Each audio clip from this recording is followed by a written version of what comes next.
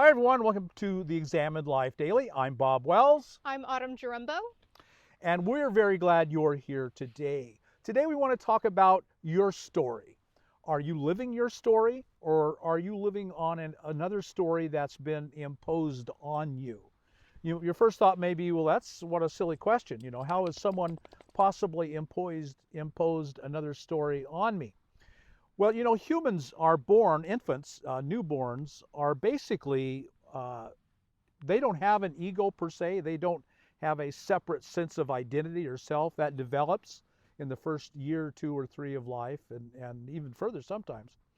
And so as they grow, parents and their surroundings and family and friends and peers and they are molded and shaped by what's around them.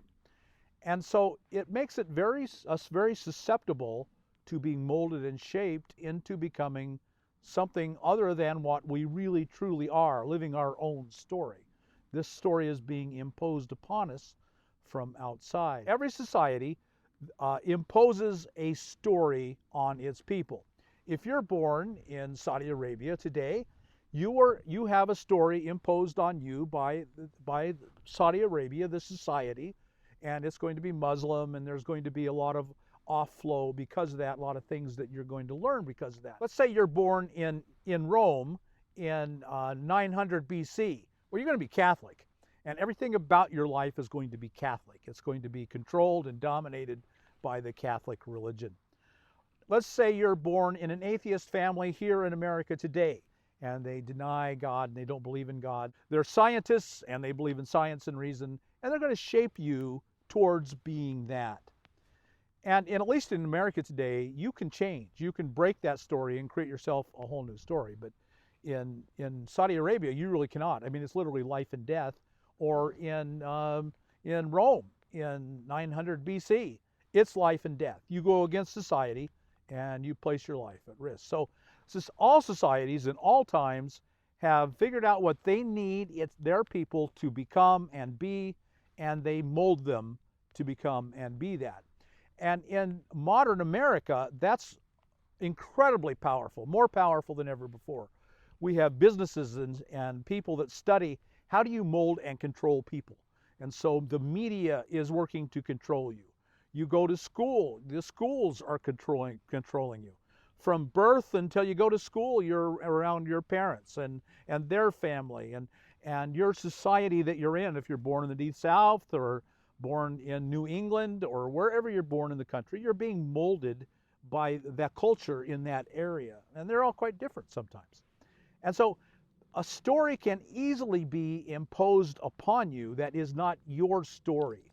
And so the question is, whose story are you following? Is it the one that is most healthy and most beneficial to you? Or is it the one that's most healthy and beneficial to your society? And I think that's really an incredibly important question. I think in the ideal sense, culture in our own story would have alignment. But unfortunately, that's not always the case. One of the questions that came to mind as you were talking, Bob, was how do we know when we are living our story versus how do we know when we're living society's story or our parents' story or our spouse's story or even our children's story? And Autumn and I both have kind of broken out of the mold. We're both nomads in life, and that's not part of the American story. Right. And so we in a way broke out of that story and said, that is not my story. I'm going to live a different story. So Autumn, tell us a little about your life and the story you're living now. Has that always been your story, or what is your story? Sure. Well, I'll share with you, growing up in America, the values I was told to pursue was be very successful. I spent my life since I was 17 years old. I always wanted to be a nomad, which this isn't a channel about nomadism. No, not at all. But since we are both nomads, it's very fitting. I felt there was a very different possibility of life ahead of me as I came into adulthood. Even though I felt the draw to this lifestyle since I was 17, for 21 years, I did not pursue it. And it's very much because I think even to a degree, there was a humility in wanting to say, can I trust that impulse? I'm so young. I am only 17, 18, 19, 20. 25, 30, you know, and the dream, the impulse never went away, but I didn't know if I could trust it because everything around me was saying, this shouldn't be your story. You're wrong if this is your story. A very different set of values guides my story at this point in time, which is connection to nature, a life of service, a life of self-leadership, to have a sense of freedom. Those are kind of the values that have become my story now for 3 years. And so that's kind of my experience, at least in the nomadic lifestyle sense of finding my story. I'm curious about you. When I think of the American story, I think of the American dream. You know, we have a standard American dream plan for nearly all Americans. For women, it's get married, have kids, go to, and now it's including work, but at one time it didn't. It was just staying home. And for men, it's getting education, get a career, get a good job, work your way up the ladder, have kids, nice house with a white picket fence, and then every few years sell that house and buy a better one and move your way up, and then have kids, have 2.5 kids, and buy a lot of stuff for them and raise them and send them to college, and then when you hit 60 or 70, you've hit it. You've hit the golden years, and now you retire and you get the gold watch and you got a great pension plan and you just sail off into the sunset happily ever after, you know? Yeah. And man, my life was not like that in any way, shape, or form. Yeah. One of the most powerful things that hit me was my father, and he taught me the most important lesson I ever learned. He worked at a job he did not like, and I knew he didn't like it. All of his life, for the whole time I knew him. It paid well, we lived well. When he retired, he had all the money he needed. He'd bought a nice big house, and everything was great. He retired at 60, and that's fairly young. And he was set for money. He never had to think about money all of his life. But he did this job he didn't like his whole life, and he'd gotten a few weeks of vacation, and he lived in those few weeks, and that was it. He hadn't lived. And then at 60, when he retired, he got cancer, and at 62 he was gone. And so I looked at the American dream, and he had lived the American dream until it went completely bad for him. And I thought, this isn't a life I'm going to live. That's a terrible plan.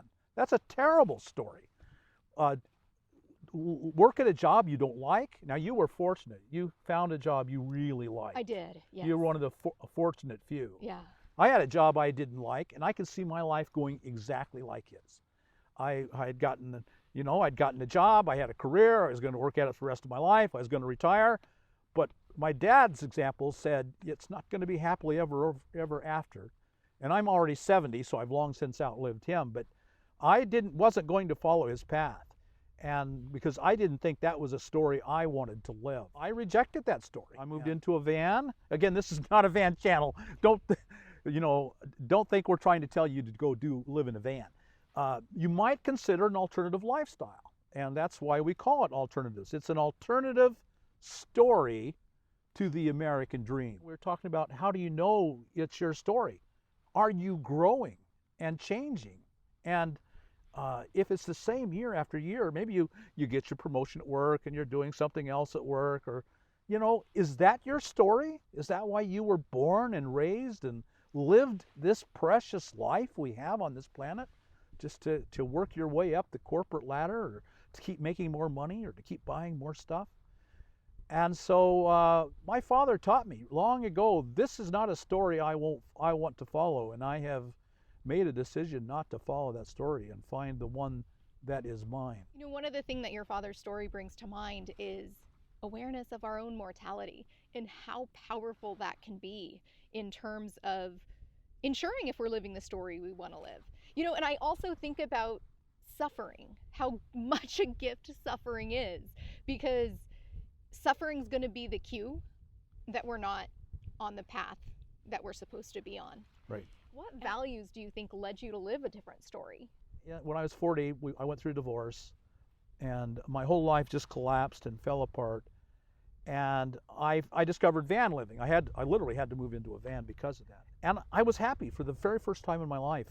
And I thought to myself, I've done everything I've been told, and I've never been happy. To the best of my ability, I lived the American dream. and I'd never been happy. And now I had completely rejected the American dream, doing just the opposite, living in a van on the streets. And now, for the first time, I was happy. And so that led me to reject basically everything that society had told me. That story was wrong because it had never worked. I'd never had a good life. And when I rejected that story, it forced me out. My life became good. And so I looked for new answers, completely new answers in completely new directions, and I followed them. And I lived that way. And so my whole life changed. And it's been a remarkable ride ever since then. By the way, there's a rainbow. Oh, yeah, pretty, very, very pretty. If you find yourself discontent and thinking, I got to keep working at this job for another 20 years, things like that, just the knowledge that something's not right. When I think about a midlife crisis, which basically is what I had at 40 years old, it was the discovery I was living someone else's story and not my own, and it made me miserable. And I threw that story out and started living a new one. And I don't know what your story is going to be. We're not going to ever try and tell you what your story should be. We're only going to lay out a framework of self-examination so that you can find your unique story for you. So several thoughts came to mind with what you were sharing. One, I was thinking about obedience versus experience. And then I was thinking about the seeker. A lot of us are seekers. And Bob, let me know if this fits. I think you're a seeker. Oh, yeah. Because I think those who have that desire to seek, to understand, I think a seeker can be really obedient in attempting to find the truth, the wellness, and yet the gift of the suffering. You were just about to talk about a midlife crisis, which I think is such a huge gift, and not to minimize the suffering of a midlife crisis in any way, but it sounds like that midpoint in your own life, the suffering in your own life at that point in time, is when you shifted from obedience to lived experience. Would that be right to say? That'd be very fair to say.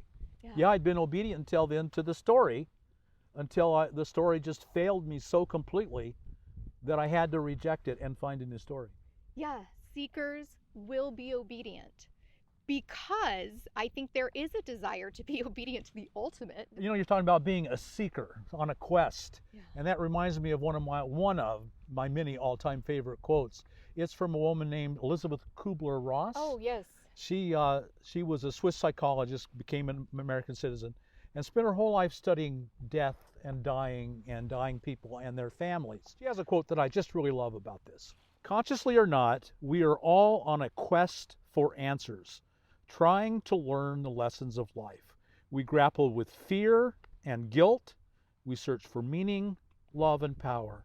We try to understand fear, loss, and time. We seek to discover who we are and how we can become truly happy. But I love what she says. She says that consciously or not, and most of us just go through life and never examine our life and think about our life. And that's why it's so important to live the examined life and on a daily basis. So how have you been a seeker? Oh boy. Well, I would say in a sense, my religion of childhood rejected me because I was asking too many questions. And so that was initially like my earliest seeking phase. But then it was just, this hunger to understand this bizarre experience of being human. It is so strange. It is. It's so strange. Everything I wanted to study in school was part of the seeking. But really, more than anything else, for me, it was the gift of restlessness and discontent, even in the midst of doing something that I loved. There was opportunity at different points in time to kind of climb a corporate ladder, literally. Like there were incredible opportunities that just didn't feel right. There was hard work climbing the corporate ladder, but there was a restlessness and a horrible dissatisfaction in that if I didn't change my story, even if I looked successful, I wouldn't have been happy. The nomadic life is very hard work. It can be really, really hard. But even as I say that, look at how much I'm smiling and almost excited by the hard work. It can be really hard at times. That being said, I knew that is more my story just because of the way that I feel inside when I talk about it, when I live it, when I do it, when I'm so willing and gracious to do the hard work of this lifestyle. That is more of my story. I think it's so important to realize that there will be just this discontent, this restlessness, a lack of peace, of contentment, of flourishing. I guess the question I would ask of you is, are you flourishing? Is that how you would describe your life? That your life is so amazing that you would just think, man, I wouldn't change this for anything. I wish everyone could have the life I'm living, could feel this way. Are you really proud of your life? Are you smiling all the time? Or is, another Monday, got to go to work. Right. Oh man, that was my whole life in a nutshell. And only you can decide. Maybe that's just what life is supposed to be for you. I hope not. I hope not. But if it is, who am I to tell you what to do with your life? That's for sure. So what do you guys think? What experiences have you had where you weren't living your path and then you did and it changed everything? Or do you have a restlessness right now? Sort of like this subtle discontent that maybe is whispering something to you, trying to say, hey, over here, there's this possibility. Be curious to know what that is for you, what calls to you. So if you will commit yourself to live an examined life, these things will all become clear to you in some way and somehow. We put out videos, 2 of them every single day, plus talks like this on a regular basis. So definitely hit that subscribe button if you haven't already. Join us, like, comment, all those things. Thanks so much for being here, and we'll see you on the next video.